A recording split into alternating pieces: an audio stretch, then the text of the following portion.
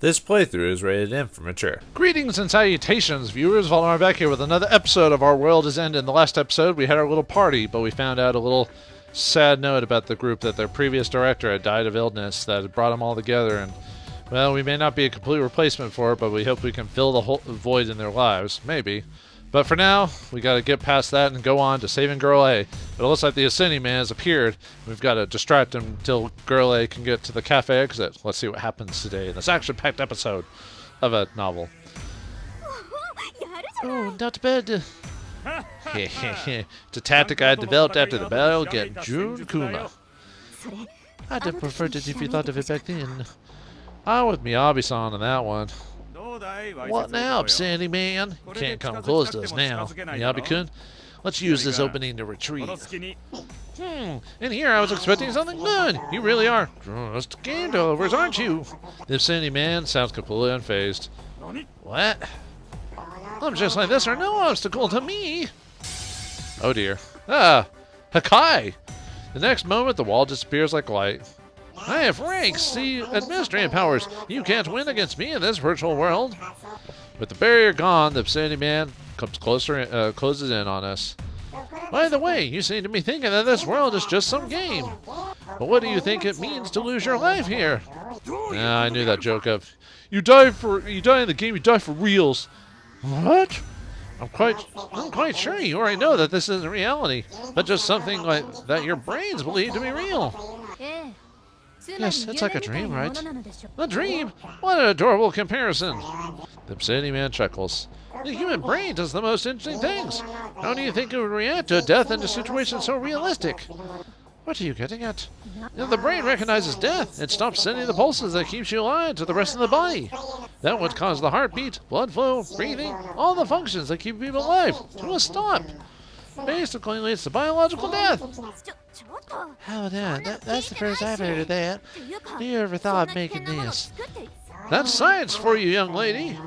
To be fair, those who are connected to Akashic using the proper methods are automatically disconnected when their brains are overloaded. However, this world isn't that kind to those who aren't invited, like you people. Death in here means death in the real world. The shocking truth makes my legs shake with fear. Asakusa, however, remains unchanged. I won't fall for such threats. Wait, Aruka, it's too dangerous. He ignores her and charges forward. Very well. I wanted to sell this peacefully, but it looks like you need a healthy dose of reality. The Obscenity Man disappears, leaving only a brief afterimage. What? It's time for you to leave. Whoa. He goes for Aruka-san's head and strikes it with a dull, heavy sound I've never heard before. Aruka-san's body is blown away like a piece of paper and collapses on the ground. Aruka! Aruka-san! We all run up to him. Aruka, hey. Aruka-san, are you alright? What are you doing? Say something! We all talk to him, but he doesn't budge. No way! Aruka's dead! And we've had that happen before. Tatiana screams. That's one down! He claims silently. When you put people in that state, they die after 10 realized seconds. And here, that's 240 seconds. About 4 minutes. What is it, about the same 5 minutes from Dragon Ball and Namek? Well, that'll be like 10 hours. Yeah. I'll give you that. If you give me that girl to me, I'll forcibly log you out using my administrative powers. You god danged. A wire-san glares at the Obscenity Man. Sky-san, Aruka-san's gonna die. We don't have much time left. If we don't give Girl A over to him, Aruka-san will die in the real world. But we can't just hand her over, can we? Suddenly, Girl A takes a step forward. I can't put you all in danger for my sake. But we can't sacrifice you. Yeah, we can't really trust that man to let them go. Miyabi-san doesn't seem to know what to do either. But at this rate, Aruka-san will. Girl A was about to turn herself over, but... I don't know whose voice it is. A shady laughter echoes around us. Who's there? The Obscenity Man looks around, but he can't find the source of the voice. A moment later, something grabs his leg. What? It's Aruka-san, who is supposed to be dead. Oh, that was Aruka. Okay.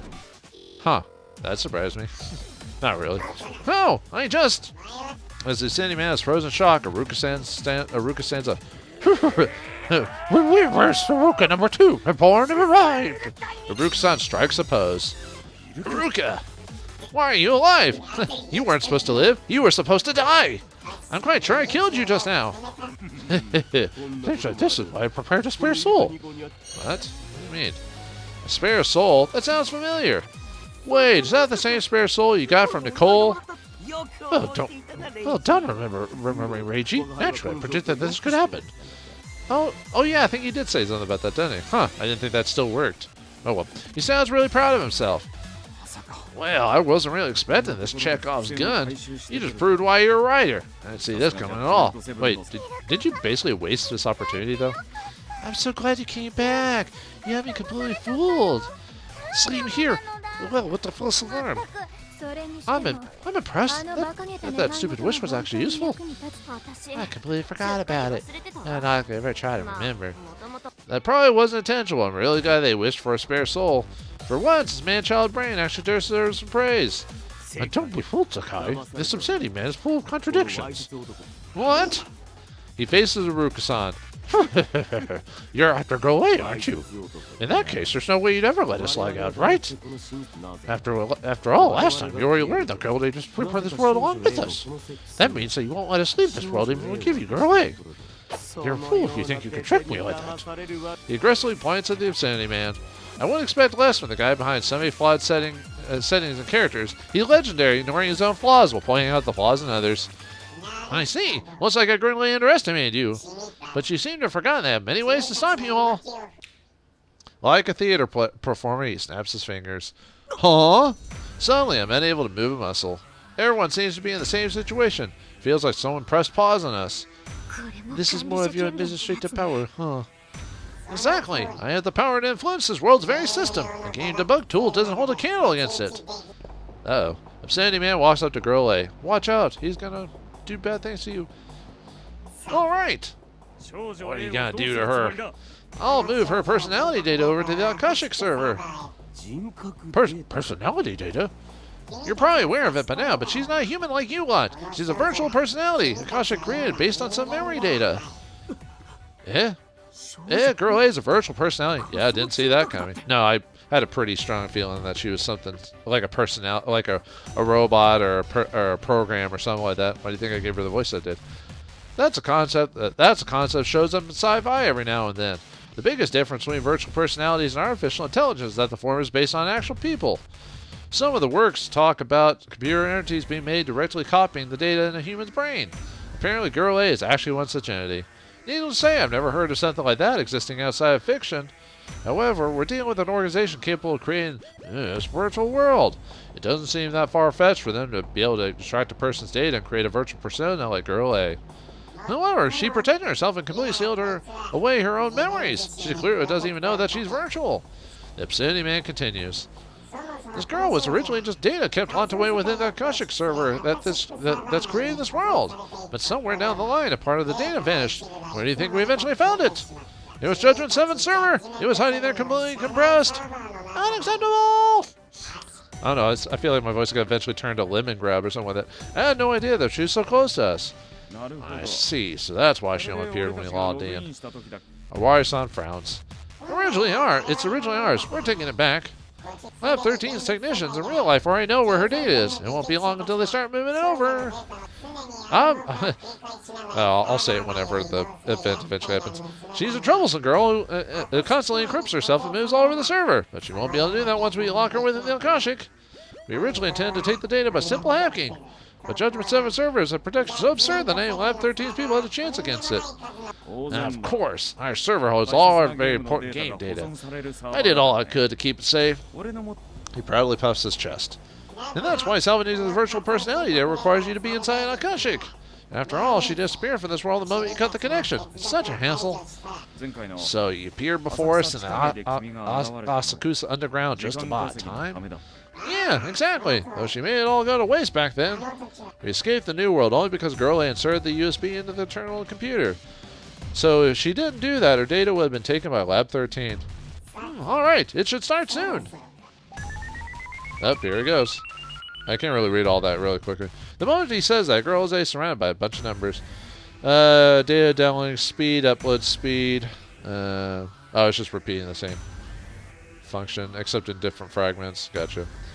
Man, I can barely read that. Maybe I should have turned up the turned down the transparency so I could actually see it.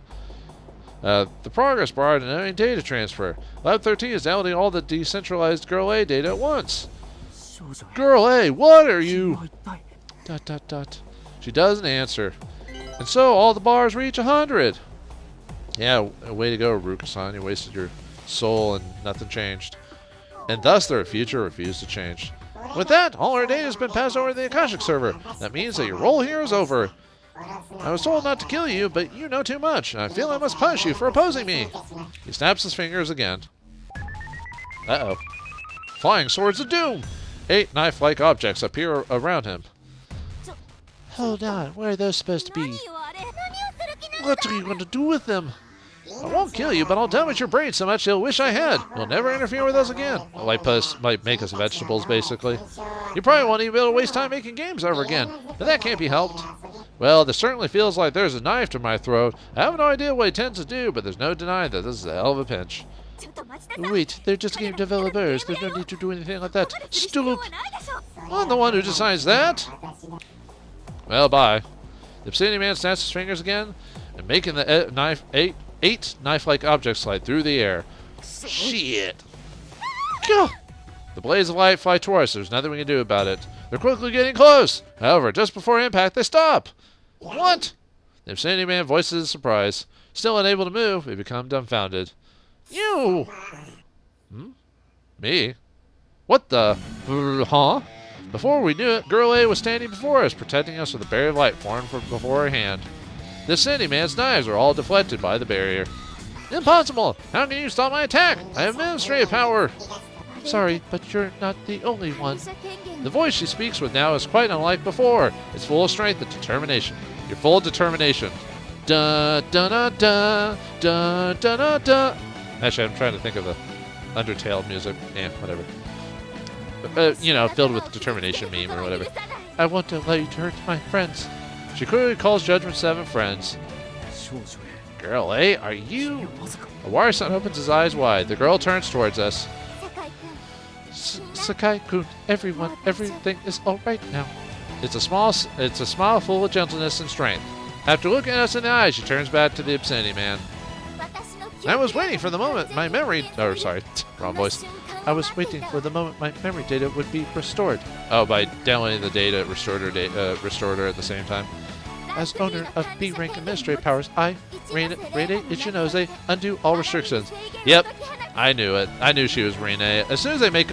you can tell by writing, certain, beats and steps. She's a program, yeah, so her body's dead, for sure. But she is that data, so I knew that was...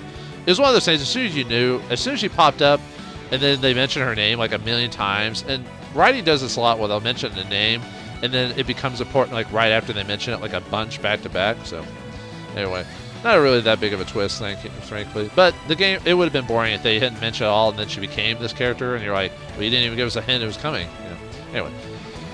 Guys, it's Judgment time. Judgment time? The moment she says that the power binding us in place disappears. I look at her in shock. Girl A was Reine Ichinose-san. Reine? Is it really you? No way. Girl A was Ichirei. Everyone else is surprised too, and I can't blame them. Who would assume that she was Judgment 7's first director? After all, she's already dead.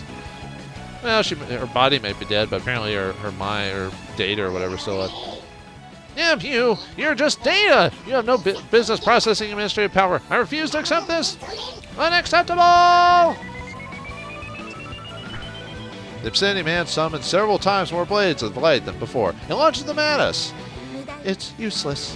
Randy-san swings her arms. The blades of light shatter in midair and vanish. She's significantly stronger than her. You mean him? Damn it, game. In this world, I have administrative powers greater than yours. That means that I can negate all your attacks. Give up. Yeah, then how about this? The group of men in black behind him all charge her. Delete. Well, now she's become OP. At Reina's whisper, they all... At Reina-san's whisper, they all vanish. I told you, it won't work. The Obscenity Man has moved some distance behind the scattered data. Despite the fact that his man in black vanished, he still seems confident. Oh well, Rene Ichinose, your virtual personality data has already been moved to the Akashic. You have nowhere to run now. I've achieved my goals. Thus, the Obscenity Man vanishes. He escaped. Miyabi-san mutters in frustration. It looks like we ended up losing Girl A's Rene Ichinose-san's data to Lab 13. Are you all okay? I feel like Rene-san sounds way more mature than Girl A. So is Girl A's memories gone too? As we're all confused, unsure of what to say, Owari-san opens his mouth. Rene, it's really you, isn't it? Yes, I never would have thought we meet in such a manner. I have lots of questions, but I guess I should start by saying this. It's nice to meet you, Rene. Pleasure to see you here with the rest of us at J7, and welcome back. Rene nods, taking the fact that they've all reunited. Her expression shows a variety of emotions, but at least she seems happy. Huh? What? Girl A was Ichire? That's not quite true. I'm actually a virtual personality created from Rene Ichinose's memories. Probably did that before she died. I don't really get it, but isn't that basically the same? Oh, I agree with that outlook. Rene, look at me. I'm a bit duller, and my breasts are a bit bigger too. Wow, Tatiana, I almost didn't recognize you. Looks like you're now a real middle school lady. I'm a real boy. Yay, Rene praised me. Even if she's now a virtual personality, Judgement 7 are overjoyed to meet their old friend. It's pretty clear just how much everyone respects and adores her. You're Riga Ichire, aren't you? I thought I'd never see you again. Natsumi-san sounds completely overwhelmed. After you disappeared, I was... Sorry, Natsumi. Rene-san looks at Natsumi-san with a pained expression. Ichire. Oh, just kiss already. On the verge of tears, Natsumi-san runs towards her and extends her hand. But alas, the hand doesn't reach. Yep.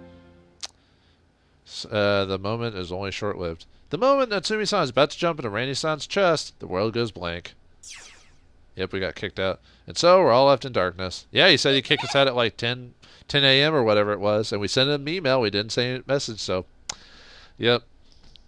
Ichire. I hear Natsumi-san shout. I instantly understand what happened. Our connection to Akashic were cut. That means that we're in the real world now. I slowly take off my NWG. I'm in the familiar meeting space. Shit, the line's been cut. Owari-san takes off his NWG. He's visibly angry. What? We were sent back right after following me and Rene-san. We had almost an hour until the mission canceled. Why did they... He looks at the clock and makes a serious expression. Ichire, where are you? What's with the darkness? Ichire, please answer. Where are you? Natsumi-san is panicking. She doesn't seem to understand the situation yet. Natsumi, calm down. Asano-san forcefully takes off her NWG. Dumbfounded, she looks around. Asano, where's Ichire? She's not here. We're back in reality. Then we have to go to the New World again. Natsumi-san quickly tries to put her NWG on again. Can't. Why? We have to go to Ichire. Believe me, I want to go to her too, but the line to Cafe X has been completely cut. This guy is right. We can't connect to them at all. It's impossible for us to go there now. Tatiana looks like she's about to cry. Do something, Owari-san. You can do anything, can't you? Take us to Ichire back now. Yeah, I knew she'd get all freaked out about this. Don't be absurd. The line's physically cut. It's impossible to access them right now. Then hack it. Do whatever you have to. Connect us to Akashic. We just found out that Ichire's in there. What are you dawdling for? Just do something already. Calm down. Owari-san shouts at her. Tut tut tut. Even Natsumi-san falls silent. Owari-san takes a deep breath. Anyway, let's assess the situation. He takes out his smartphone and calls something. Hello, this is Owari. Miyabi-kun, what's going on? The operation time still isn't... Huh? It's over? What do you mean? Wait, I'm not done yet. Shit, she hung up.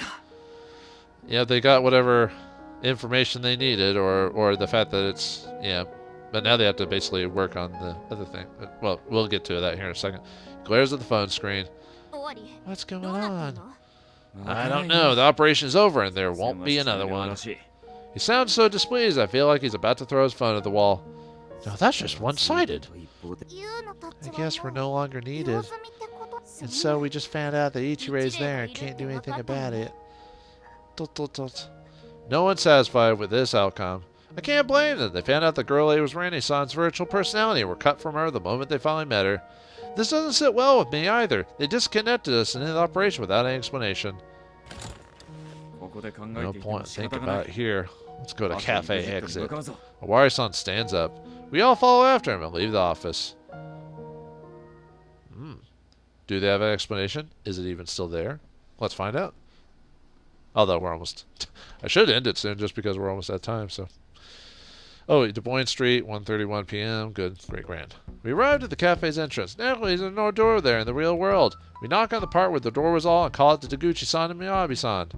Miyabi-kun, Mr. Exit, you're in there, aren't you? Open up! Why did you just end the operation? Explain. We wait, but don't get any response. That's when my smartphone rings. Uh-oh. Okay. Anyway, sorry. I had to look at something really quick. I'll take it out and see that I got a message. It's from Miyabi-san. Please don't make things worse. Go behind the building. You can get into there. I just got this message. I showed them the screen. Behind? Alright, let's go. We go through the narrow alley between the buildings and circle behind cafe exit. This is quite a difficult mission. Iruka-san's stomach is in the way, slowing us down a bit. You're so late, damn it. Stop, Asano, you're making my stomach shape.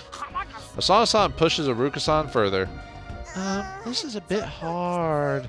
Yuna-san's having trouble too. Definitely because of her breasts. You know you can tie down your breasts and stuff like that. It shouldn't be that bad. I mean, it's just fat. Aren't you glad you can pass easily? You don't want to talk. When we finally get behind the building, we're greeted by Miyabi-san, who's holding the door open. Hurry, get in before someone sees you. She pushes us all inside. Well, looks like a bunch of emotions have flared with the Rainy-san being there and then getting cut off, and then Deguchi and Miyabi being forced to cut it off. But I feel like there's something more to it than just them being a part of it. I feel like there's something bigger. But what is that bigness? Do Miyabi and Deguchi have a good explanation? Find out next time in the next episode of Our World Is Ended. Thanks for watching. Hope you enjoyed, and I'll see you next time.